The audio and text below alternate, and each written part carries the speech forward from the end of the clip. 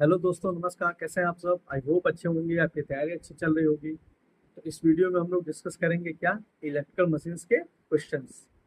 आपको दिखा देता हूँ कि जो बुक मैंने ली है वो कौन सी बुक है। ये ये यूथ पब्लिकेशन की बुक है, ठीक है। एसएससी इलेक्ट्रिकल अच्छी बुक है, एग्जामिनेशन प्रिपरेशन के लिए अच्छी बुक है, ठीक है। और इसी से हम लोग डिस्कस करेंगे। आप कहिएगा तो इसका लिंक मैं डिस्क्रिप्शन में भेज दूंगा, और यहाँ पे हम लोग ऐसे इसके क्वेश्चंस को डिस्कस करेंगे। तो चलिए क्वेश्चन पर बढ़ते हैं। इससे पहले का कुछ क्वेश्चन मैं ऑलरेडी डिस्कस कर चुका हूँ, तो हम लोग आगे बढ़ते हैं। कह रहा है a 6 pole wave bound armature has 600 conductor and is driven at 700 RPM. Determine the generated EMF in the armature if the flux per pole is 10 milli weber. ठीक है। तो हमारा फॉर्मूला होता है ई बराबर 5 M P by 60 into Z by A. E बराबर 5 M P by 60 into Z by A. तो हम लोग इससे इसको निकाल लेंगे। नेक्स्ट हमारा क्वेश्चन कह रहा है कि may be variously defined as the periphery of the armature divided by the number of poles of the generator, that is the distance between two adjacent poles। तो हम क्या कहते हैं? पोल पिच कहते हैं। क्या कहते हैं? पोल पिच कहते हैं। ठीक, कि distance between two adjacent poles को हम क्या कहेंगे? Pole pitch.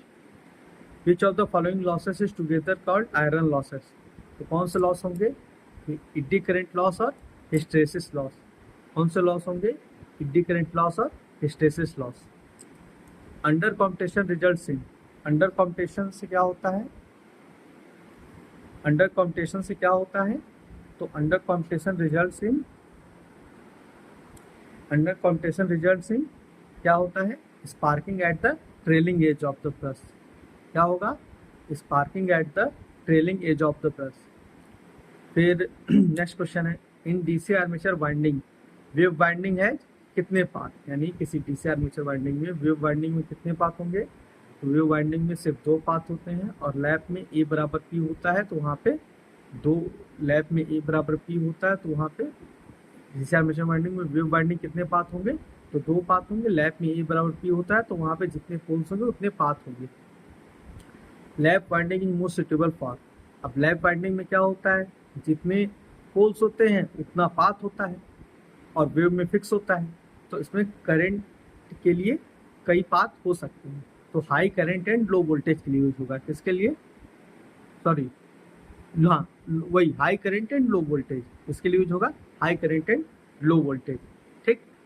इंटरपोल वाइंडिंग किसमें कनेक्टेड होता है? Series with armature. किसमें कनेक्टेड होता है? In series with armature. Okay, all the